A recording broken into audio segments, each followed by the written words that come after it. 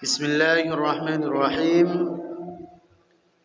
Assalamualaikum warahmatullahi wabarakatuh.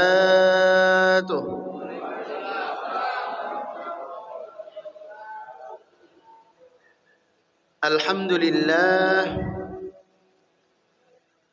Alhamdulillahilladzi bi ni'matihi tatimmus shalihat. Wassalatu wassalamu ala sayyidina Muhammad sayyidis sadat wa ala alihi wa ashabihi an-nujumin nayyirat. Qalu subhanaka la ilma lana illa ma 'allamtana innaka antal alimul hakim. Rabbi shrah li sadri wa yassir li amri wahlul 'uqdatam min lisani yafqahu qawli.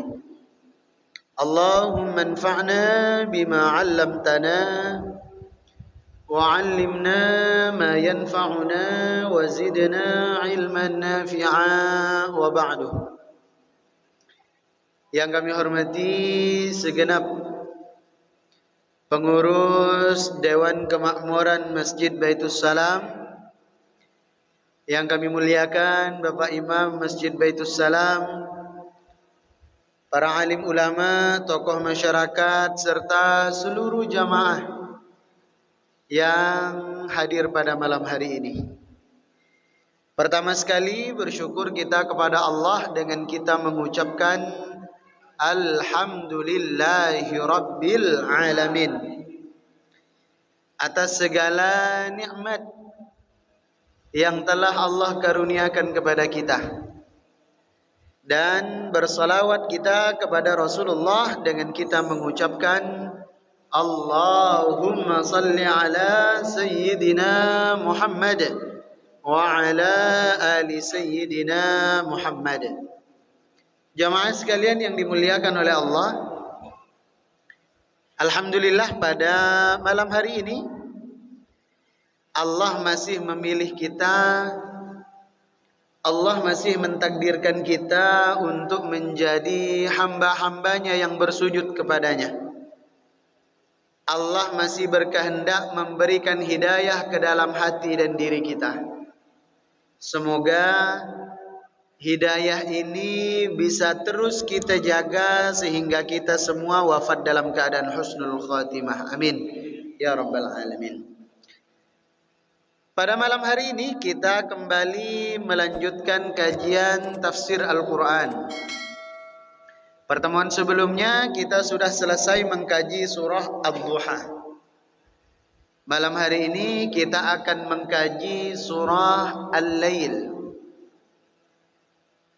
Ada banyak sekali rahasia yang Allah akan perlihatkan kepada kita dalam surah Al-Lail. Sebelum kita bahas lebih jauh, jamaah sekalian, surah Al-Lail ini adalah surah yang Allah turunkan sebelum Rasulullah hijrah ke Madinah.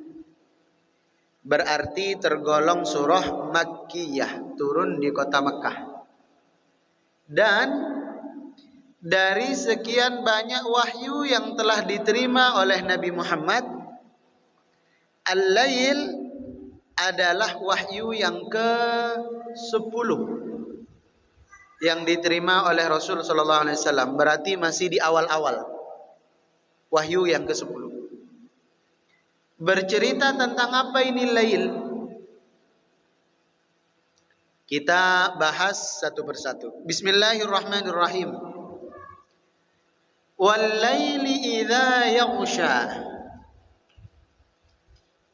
Demi malam, wal-laili demi malam, idza yaghsha apabila telah menutupi.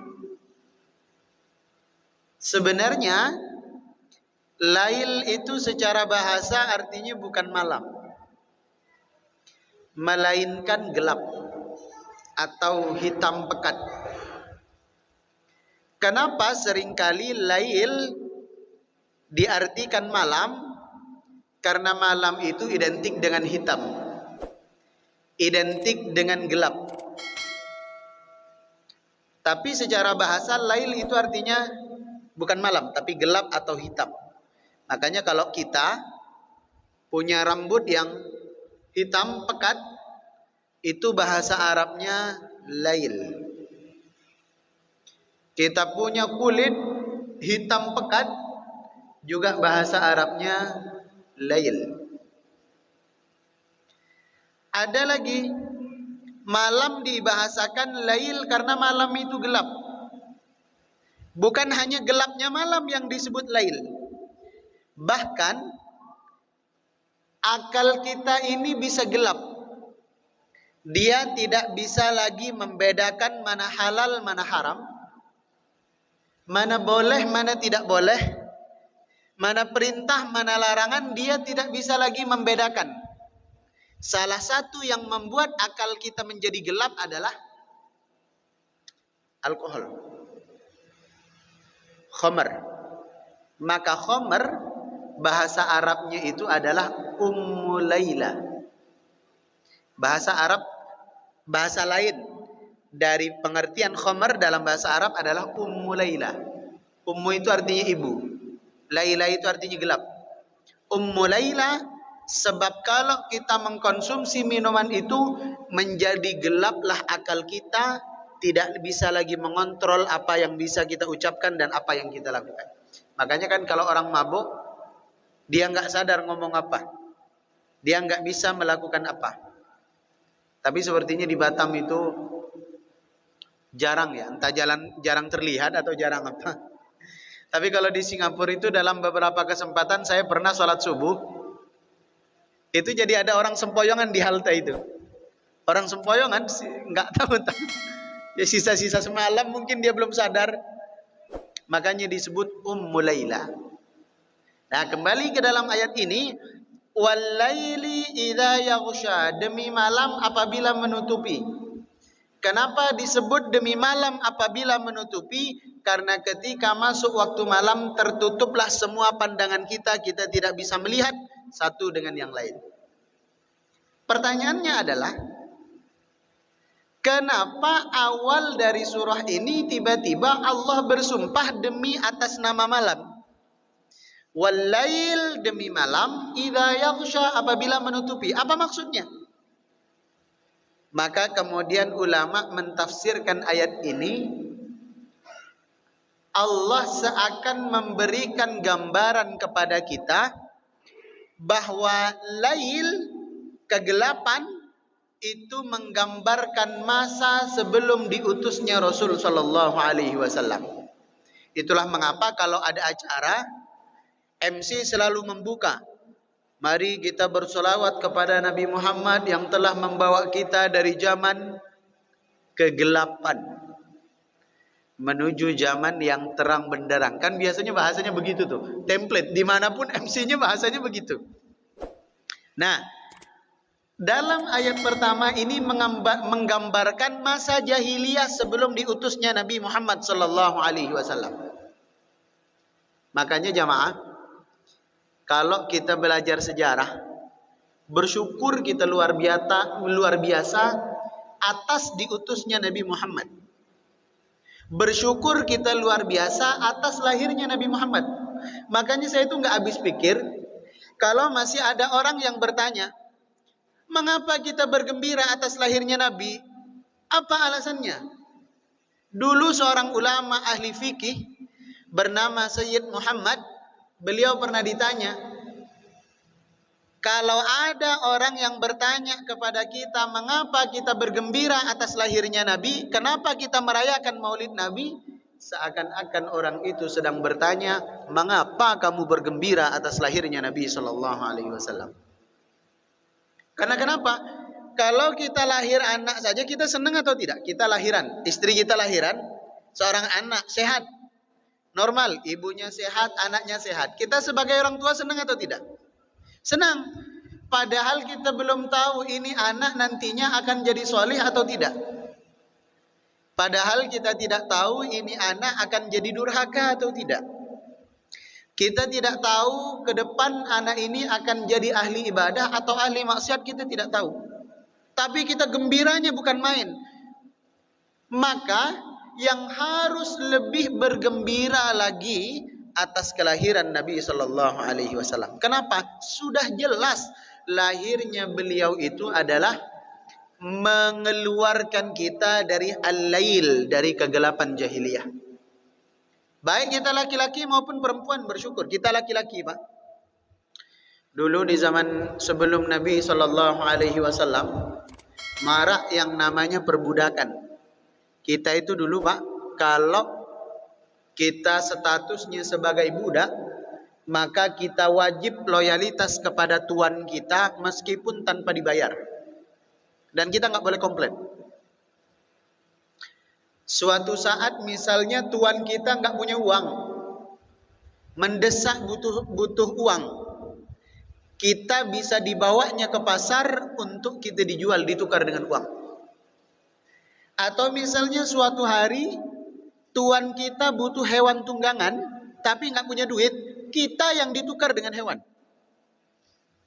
Betul, kita laki-laki ini nggak ada harganya dulu di zaman sebelum Nabi SAW. Perempuan, oh apalagi perempuan.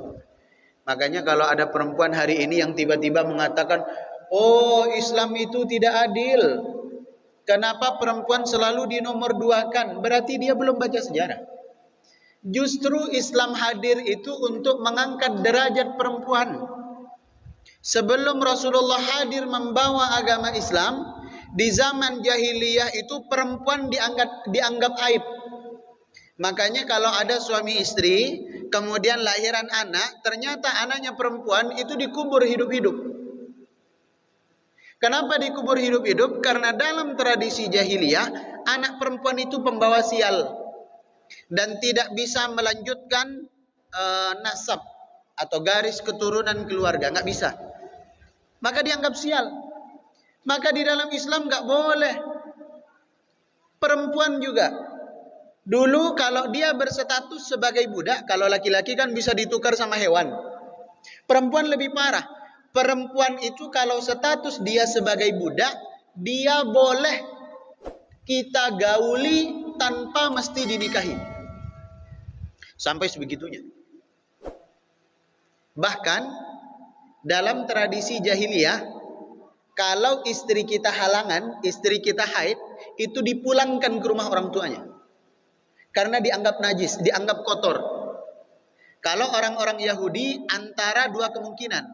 Antara dia dipulangkan ke rumah orang tuanya selama dia haid, atau tetap serumah tapi nggak mau sekamar dan tidak mau makan satu meja. Sampai sebegitunya. Itu tradisi jahiliyah. Maka digambarkan dalam ayat ini, wal-laili idza yaghsha. Gelapnya kejahiliaan pada masa itu, idza yaghsha, sampai menutup hati nurani dan akal sehat mereka. Ayat kedua, wan nahari idza tajalla. Lawan katanya malam adalah siang.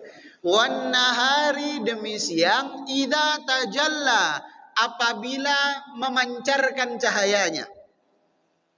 Maka kata para ulama, kalau ayat pertama itu menggambarkan menggambarkan keadaan manusia sebelum hadirnya Rasulullah, maka ayat yang kedua ini menggambarkan tentang keadaan manusia setelah hadirnya Nabi sallallahu alaihi wasallam, yang awalnya gelap gulita, wan nahar, demi siang, idza tajalla, apabila telah memancarkan cahaya.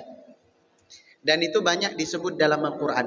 Salah satunya ayat yang familiar adalah minadz zulumati ilan nur, dari kegelapan menuju cahaya. Itulah mengapa dulu R.A. Kartini sampai membuat buku habis gelap terbitlah terang. Terinspirasi dari ayat minadz zulumati ilan nur. Karena dalam buku itu R.A. Kartini membuat pembelaan bahwa tidak boleh ada intimidasi terhadap perempuan. Harus ada hak dan kewajiban yang sama antara laki-laki dan perempuan. Dan itu yang dijaga sejak Rasul Shallallahu Alaihi Wasallam diutus di tengah manusia. Semuanya punya hak yang sama, semuanya punya kewajiban yang sama, semuanya di mata Allah sama, nggak ada yang membedakan. Lanjut. Wa ma khalaqadz dzakara wal untha, dan demi penciptaan adz-dzakara laki-laki wal untha dan perempuan, pria dan wanita. Nah, ayat ketiga ini banyak penafsiran ulama. Penafsiran pertama, setelah Allah bersumpah atas nama malam dan siang yang nampak sekali perbedaannya, maka ayat yang ketiga Allah bersumpah demi penciptaan laki-laki dan perempuan menunjukkan bahwa sebagaimana malam yang berbeda dengan siang, maka laki-laki harus berbeda dengan perempuan. Berbeda apanya? Semuanya mesti berbeda. Hobinya mesti berbeda. Makanya kalau kita punya anak laki-laki atau punya anak perempuan, jangan sama mainannya. Sama-sama boneka, itu nggak boleh dalam Islam. Atau sama-sama bola, itu nggak boleh dalam Islam. Atau misalnya ketika balik, anak kita sudah dewasa, ini sama, balik itu kelas berapa ya? Umur 9. 9 itu kelas berapa? 7, 8, 9. Ya kurang lebih kelas 3 atau kelas 4. Kelas 4 SD, kok masih satu kamar anak laki-laki dan anak perempuan kita, itu sebenarnya nggak diperbolehkan dalam Islam. Kenapa? Karena nanti salah satu dari anak kita itu akan kalah kepribadiannya. Entah yang laki-laki agak mirip ke perempuan, atau perempuan yang agak condong kepada sifat laki-laki. Karena laki-laki itu harus berbeda dengan perempuan. Maka Allah menjelaskan laki-laki dan perempuan setelah Allah bersumpah atas nama malam dan siang. Harus berbeda. Yang juga harus berbeda bukan hanya hobi, bukan hanya tempat tidur, tapi juga tentang aksesoris di badan, cara berpakaian. Makanya sampai Rasulullah bersabda, Allah itu melaknat seorang laki-laki yang berlagak atau berpakaian menyerupai perempuan. Atau sebaliknya, seorang perempuan yang berpakaian atau berlagak menyerupai laki-laki. Itu dilaknat oleh Allah. Cara berpakaian, kalau perempuan kita sebut apa? Tomboy. Menyerupai laki-laki, hobinya mirip laki-laki, cara berpakaiannya mirip laki-laki, itu haram dalam Islam. Atau sebaliknya, laki-laki yang apa bilangnya, bencong atau banci, mirip ke perempuan, itu juga nggak boleh, dilaknat di dalam agama Islam. Bahkan itu adalah cikal bakal kenapa dahulu Allah hujani umatnya Nabi Lut dengan batu. Tapi sayangnya hari ini di mana-mana itu seperti menjadi maklum,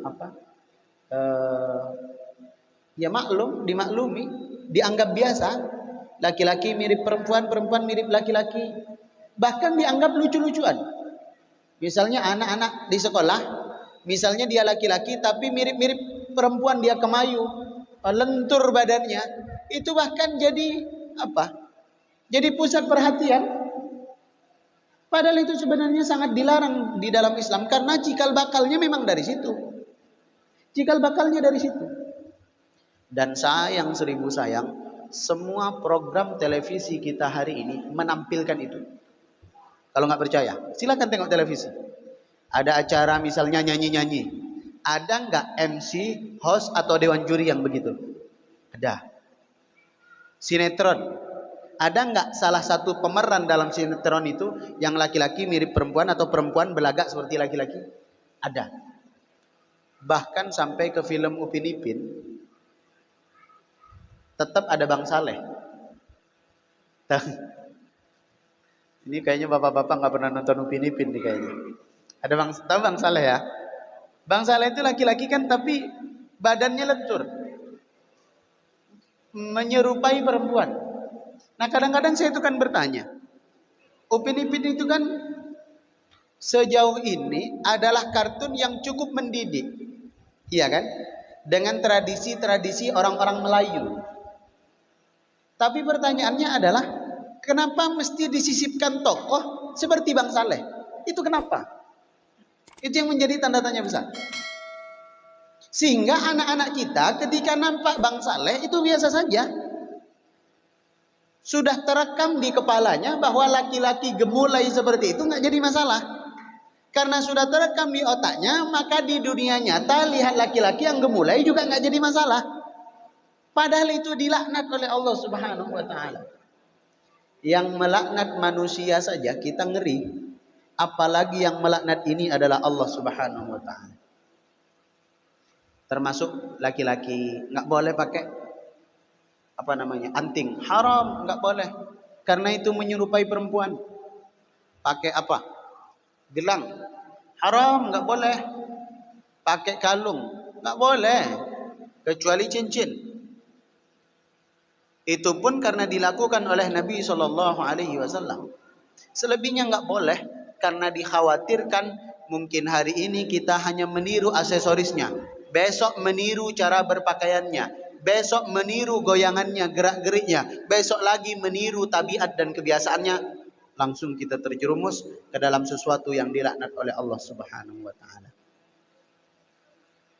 Yang kedua, dari penafsiran wa ma khalaqadz dzakara wal unsa, kata para ulama, Allah hendak menjelaskan kepada kita bahwa segala yang Allah ciptakan ini, wa ma khalaqadz dzakara wal unsa, Allah menjelaskan bahwa segala yang Allah ciptakan ini zaujain, berpasang-pasangan. Ada malam, ada siang, ada kanan, ada kiri, ada atas, ada bawah, ada timur, ada barat. Semuanya berpasang-pasangan, termasuk laki-laki pasangannya perempuan, perempuan pasangannya laki-laki. Maka dilaknat oleh Allah kalau ada seorang laki-laki pasangannya dengan laki-laki, kalau ada perempuan pasangannya dengan perempuan. Ini ngeri di zaman sekarang, jamaah. Dulu kita curiga kalau ada laki-laki perempuan bukan mahram tapi tinggal di kos-kosan, di satu kosan atau di satu kontrakan. Kita kan curiga karena laki-laki perempuan bukan mahram. Hari ini jauh lebih curiga kalau laki-laki sama laki-laki tinggal satu kosan. Coba, gimana cara kita tahu? Tapi zamannya sudah begitu. Kalau dulu perempuan sama laki-laki tinggal satu rumah, kita curiga. Sekarang perempuan sama perempuan tinggal satu rumah, kita jauh lebih curiga. Zaman sekarang, Pak. Saya tiba-tiba ingat waktu masih tinggal di Nagoya. Dulu saya itu diajak nge-gym sama jamaah. Nge-gym, gayanya nge-gym. Sayanya gemuk, yang ngajak dah tua. Jadi di hari pertama itu kita nge-gym, udah member nih 1 bulan. Pertama kita nge-gym, beliau itu udah ngos-ngosan. Yang membuat kita nggak mau lagi datang ke tempat gym itu lagi adalah ketika kita masuk ke tempat gym, ini tidak semua ya, tidak semua, tapi di tempat yang saya maksud itu. Ketika saya masuk ke tempat gym itu kan kita sebagai orang yang berlemak kan agak minder gitu ya. Kalau mereka badannya udah bagus kan sikletnya segini, terus angkat-angkat gitu kan, ngasih tahu otot, gitu-gitu kan. Kita malu kan mau teriak-teriak apa orang ototnya nggak ada. Kita malu mau pakai pakaian yang terbuka, orang lemak semua. Jadi sepanjang kita ngangkat beban, sepanjang kita gerak-gerak itu kagum. Orang ini badannya bagus-bagus. Pastilah ini sehat. Pastilah ini jantan. Oh, kalau ngangkat itu begini, otot semua isinya. Kagetnya luar biasa. Setelah selesai dari gym itu kan kita berkeringat dan memang berencana mandi di situ. Karena fasilitasnya bagus. Ada mandi air hangatnya itu. Tapi nggak ditutup pakai pintu. Ditutup pakai tirai. Tempat mandinya itu ditutup pakai tirai. Ketika saya cari ini kamar mandi yang kosong sebelah mana, itu saya nampak laki-laki dengan laki-laki. Badannya bagus. Yang menurut kita gentleman. Yang menurut kita laki-laki sejati. Ternyata suka sama sesama jenis loh. Kemudian besok lagi beliau WA, Ustadz gimana hari ini Ustadz? Gak usah lah Pak. Terus beliau jawab, iya Ustadz saya juga masih pegel. Oh ya sudah. Akhirnya member sebulan datang ke tempat gym sehari doang. Beliau nggak datang karena udah capek, karena udah pegel, nggak sanggup, usia udah tua. Sementara saya nggak tahan dengan yang begitu. Kalau ada yang beralasan, oh kan tergantung iman masing-masing Ustadz. Iya kalau sehari 2 hari. Tergantung iman masing-masing Ustadz. Iya kalau sebulan 2 bulan. Kalau nanti sempat kita bergaul dengan mereka, dekat dengan mereka, sampai-sampai Rasulullah itu mengingatkan kepada kita, almar'u ala dini khalilihi. Tabiat kita, akhlak kita, kepribadian kita, bahkan agama kita tergantung dengan siapa kita dekat. Sekuat apapun imannya, sekuat apapun. Maka wa ma khalaqadz dzakara wal untha. Kita lanjut. Ayat yang keempat, inna sa'yakum lasyatta. Malam dan siang berbeda. Laki-laki dan perempuan berbeda. Tiba-tiba ayat keempat, inna sa'yakum lasyatta. Sesungguhnya usahamu, munya kembali ke kita manusia. Sesungguhnya usahamu wahai manusia lasyatta, berbeda-beda. Apa maksudnya berbeda-beda? Dijelaskan di ayat selanjutnya bahwa nanti kita sebagai manusia ini ada 2 kelompok dalam berusaha, dalam berikhtiar, dalam bekerja, dalam mencari nafkah. Itu ada 2 macam manusia. Beda-beda kata Allah. 2 manusia ini beda. Dan gak akan bisa menyatu karena mindsetnya berbeda, pola pikirnya berbeda. Karena pola pikirnya berbeda, keyakinannya berbeda, keimanannya berbeda, maka hasil dari ikhtiarnya pun juga akan berbeda. Kita bahas kelompok pertama. Lanjutan ayat. Fa amma man a'ta wattaqa. Kelompok pertama adalah orang-orang yang a'ta. Apa itu a'ta? A'ta itu memberi. Tapi kalau pemberian dalam bahasa Arab a'ta itu artinya memberi sedikit, bukan banyak. Jangan disalahpahami. Oh kalau begitu dalam kita memberi kepada orang lain gak perlu banyak, yang penting ikhlas Ustaz. Bukan yang penting ikhlas. Makanya saya nggak setuju kalau ada jamaah yang bilang sedekah itu nggak perlu banyak, yang penting ikhlas. Maka saya balik. Yang penting banyak, bukan yang penting ikhlas. Yang penting banyak. Kenapa? Karena ikhlas itu akan tertantang, akan terlatih kalau sedekah kita nominalnya banyak. Tidak akan mungkin kita mencapai level keikhlasan yang sesungguhnya kalau sedekah kita hanya sedikit. Misalnya masukin ke kota infak 2.000. Ikhlas Pak? Ikhlas. Mestilah ikhlas. Orang sekarang parkir motor sebentar aja 2.000.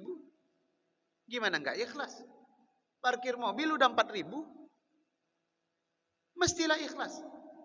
Tapi maksud dalam ayat ini adalah bukan Allah mengajarkan kita untuk memberi sedikit. Bukan. Ini ada satu pelajaran yang berharga. Bahwa dalam kita memberi kepada orang lain, sebanyak apapun pemberiannya, anggap pemberian kita itu sedikit. Tapi kalau menerima kita dari orang lain, sekecil apapun yang kita terima, anggap itu banyak, besar. Nah hari ini kadang-kadang kita kebalik. Memberi sedikit seakan-akan banyak, jadi diungkit hari-hari. Itu dulu Ustadz fakir miskin sebelah rumah, itu kalau bukan saya yang bantu jadi gelandangan dia. Bapak bantu berapa puluh juta? 100.000. Pas acara Muharram, ya Allah, 100.000 setahun sekali pula. Diungkit tiap tahun. Kalau bukan saya yang bantu dia jadi gelandangan. Nanti datang lagi ke masjid Baitus Salam. Ini Ustaz, kipas ini, kalau bukan saya yang bantu, ini kepanasan ini jamaah masjid Baitus Salam. Jadi kipas ini semua Bapak yang bantu? Enggak, satu aja Ustaz. Oh, satu. Yang mana? Itu yang mati itu. Oh, pantaslah. Sudahlah mati diungkit-ungkit pula. Ini yang memberi mudah-mudahan tersinggung ya. Yang memberi mudah-mudahan tersinggung. Karena kalau tersinggung berarti hatinya sehat. Kalau disindir masih enggak ngerasa berarti hatinya bermasalah itu. Maka dalam kita memberi kepada orang lain, sebanyak apapun pemberiannya, anggap sedikit. Supaya apa? Gampang kita ikhlas dan tidak mudah kita mengungkit-ungkit pemberian. Tapi kalau kita nerima dari orang lain, sekecil apapun yang kita terima, sesedikit apapun yang kita terima, kita harus menganggapnya banyak. Ada tetangga ngadain acara, bikin soto. Diantarlah satu mangkok soto itu ke rumah kita. Kalau kita orang-orang yang beriman, maka kita akan bersyukur. Alhamdulillah ya Allah. Di tengah masyarakat perkotaan yang tidak mau bersilaturahim, tidak mau tegur sapa, tidak mau hidup harmonis, saya masih punya tetangga yang kalau ada acara masih sempat nganterin makanannya ke rumah saya. Satu mangkok soto. Kalau kita menganggap pemberian yang sedikit itu banyak. Tapi kalau sebaliknya, menganggap pemberian orang lain itu di mata kita selalu sedikit, maka bukan kita bersyukur. Ada Ustaz punya tetangga di pelit betul. Loh, kok pelit? Kan sudah diantar. Diantarnya satu mangkok Ustaz. Kita di rumah ini 4 orang. Dia ngantar satu mangkok. Begitu kita tengok, mana nih dagingnya? Cuma bihun aja sama kuah. Salah tetangga ngantar makanan ke kita. Maka sekali lagi, dalam memberi anggap sedikit, tapi dalam menerima anggap banyak. Bahkan ulama menjelaskan lebih detail. Lupakan pemberian kita kepada orang lain, tapi ingat selalu pemberian orang lain kepada kita. Wah, ini level yang lebih susah ini. Tapi kalau kita bisa melakukan itu, jamaah sekalian, Masya Allah, gak ada ketenangan dalam hidup selain menggunakan prinsip ini. Lupakan seluruh pemberian kita kepada orang, tapi ingat selalu pemberian orang kepada kita. Kita lanjut. Kelompok manusia yang pertama adalah fa'amma man a'ta. Dia yang selalu memberi kepada orang lain dan menganggap pemberiannya itu sedikit. Berarti ini orang ikhlas nih. Berarti ini orang tulus. Berarti ini orang gak mengungkit-ungkit. Tapi dalam ayat ini gak disebut memberi apa. Pokoknya asal memberi aja. Nggak disebut apakah memberi makanan, apakah memberi pakaian, apakah memberi uang. Nggak disebut dalam ayat ini. Pokoknya kelompok manusia pertama kata Allah, siapapun yang memberi dan menganggap pemberiannya itu sedikit. Maka ada kaidah dalam ilmu tafsir jamaah. Kalau sesuatu itu nggak disebut secara terperinci oleh Allah, berarti maknanya umum. Kembali ke dalam konteks ayat ini, Allah tak menyebut memberi apa. Maka seluruh bentuk pemberian sebanyak apapun anggap sedikit. Ini kelompok manusia yang mulia ini. Memberi apa? Ngasih makanan. Pemberian, anggap sedikit. Ngasih uang, anggap sedikit. Ngasih ilmu bahkan, ngasih ilmu. Anggap sedikit. Makanya sekarang yang paling saya khawatirkan dari diri saya sendiri adalah saya itu tidak pede terhadap ibadah saya yang bersifat personal. Salat saya, puasa saya, baca Quran saya, apalagi. Atau ibadah-ibadah yang lain yang bersifat pribadi, itu saya nggak pede. Kenapa nggak pede? Karena khawatir ada potensi saya tidak benar-benar tulus melakukannya. Yang paling saya pede adalah majelis. Itu paling membuat saya pede. Kenapa? Karena kalaulah mungkin saya nyampaikannya nggak ikhlas, mungkin saya nyampaikannya pamrih, tapi saat jamaah mengamalkan apa yang saya sampaikan, itu menjadi pahala jariah yang nggak akan terhenti pahalanya untuk saya.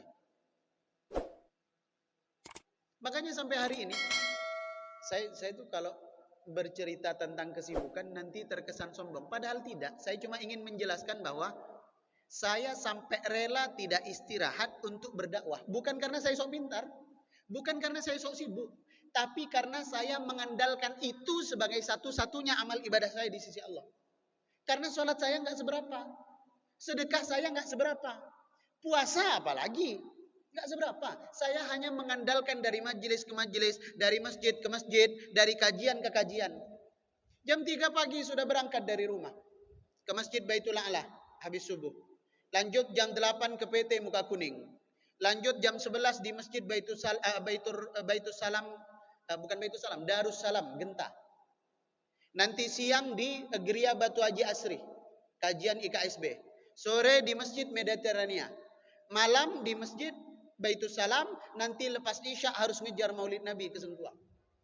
Capek mulai dari sebelum subuh sampai mau subuh. Belum pulang. Ganti baju di mobil, mandi di masjid.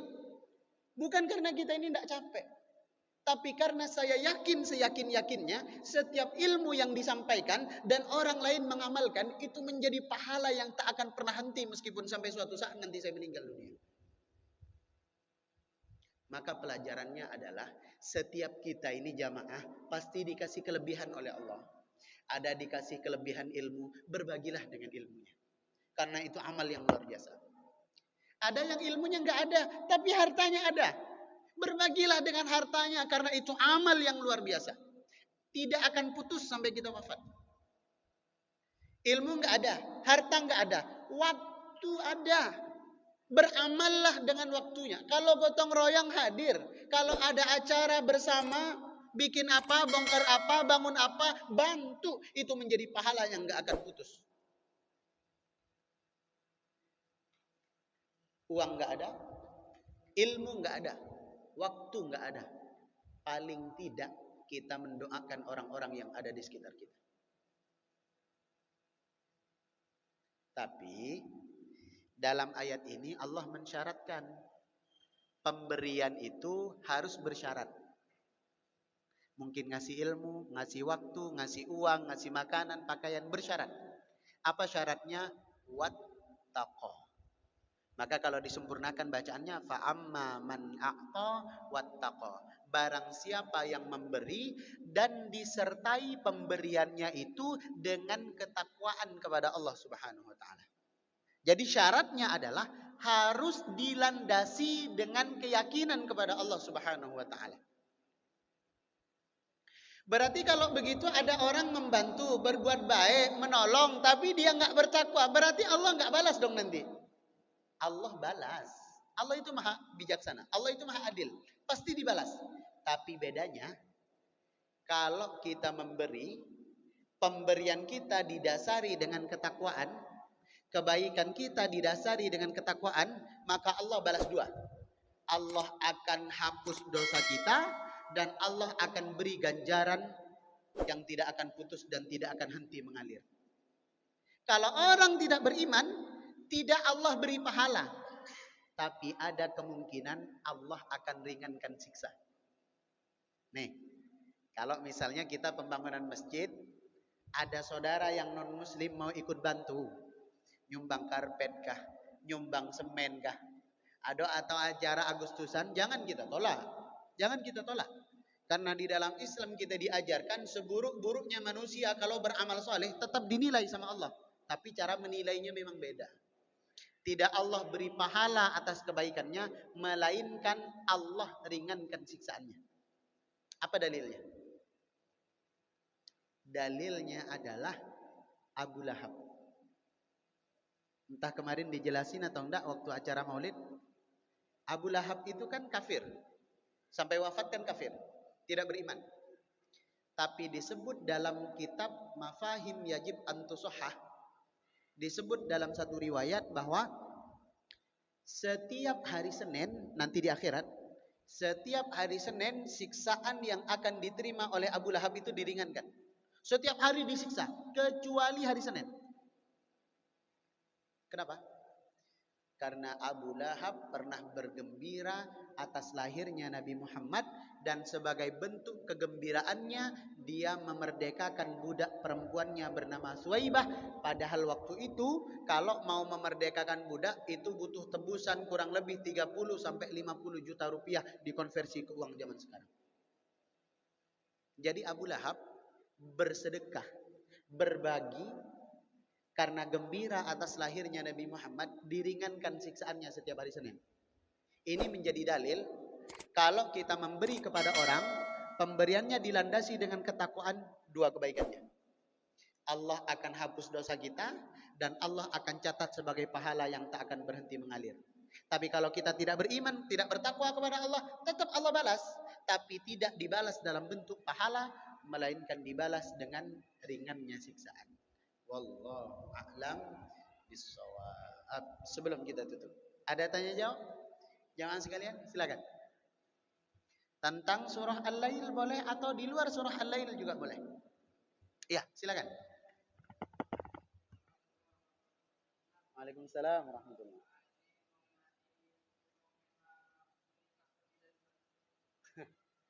Ya.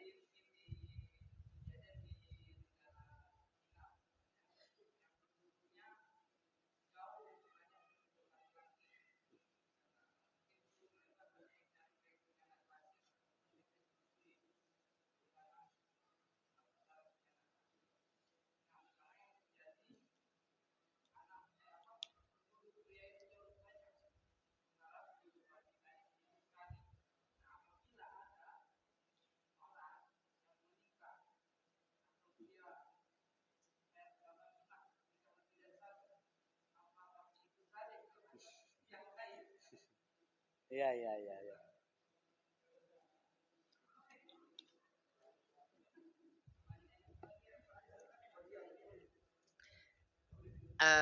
Pertama begini. Tapi itu sudah beritanya di Cina begitu hari ini ya. Kalau memang realita di lapangan begitu, dan kalau menikah lebih dari satu wanita, lantas kemudian muncul, saya tidak tahu ya, banyaknya laki-laki dan perempuan itu usia produktif atau,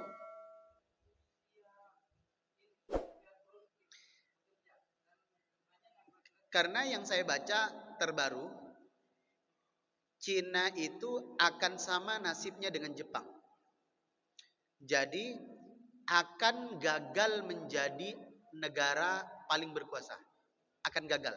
Dulu kan Jepang menuju ke situ, tapi gagal. Kenapa gagal? Karena stresnya mereka dalam bekerja membuat mereka kehilangan gairah seksual. Sehingga sudah Isya. Sehingga berkuranglah populasi orang Jepang. Sekarang anak muda di Jepang itu sedikit sekali. Semuanya sudah tua-tua. Makanya suatu hari Jepang itu akan kalah. Karena kehabisan populasi. Makanya di Jepang mohon maaf. Film porno itu halal. Diperbolehkan secara bebas. Untuk apa? Menarik gairah rakyatnya. Nah, di Cina saya juga baca kurang lebih demikian. Tapi sekiranya dengan menikah lebih dari satu, mengorbankan jomblo yang lain, nah itu perlu dikaji ulang. Tapi saya dulu pernah membuat satu artikel dulu. Waktu saya di kampus, meskipun saya sempat disidang gara-gara artikel ini. Saya membuat artikel, salah satu alasan yang paling ilmiah, kenapa Islam menghalalkan poligami, karena seiring dengan berjalannya waktu, perkembangan perempuan itu akan jauh lebih banyak dibandingkan laki-laki. Dan itu secara data terbukti. Bahkan sampai hari ini data terbaru, perbandingan laki-laki dan perempuan di seluruh dunia, bukan cuma di Cina, di seluruh dunia itu satu laki-laki banding 4 perempuan. Dan kata Rasulullah, nanti menjelang hari kiamat satu laki-laki banding, tebak, 50 perempuan. Nah itu salah satu alasan yang logis. Tapi sekali lagi ini kembali kepada syarat dan ketentuan berlaku. Itu saja. Karena sudah masuk waktu Isya, kita tutup dengan doa kafaratul majelis. Subhanakallahumma bihamdika asyhadu an la ilaha illa anta astaghfiruka wa atubu ilaik. Assalamualaikum warahmatullahi wabarakatuh.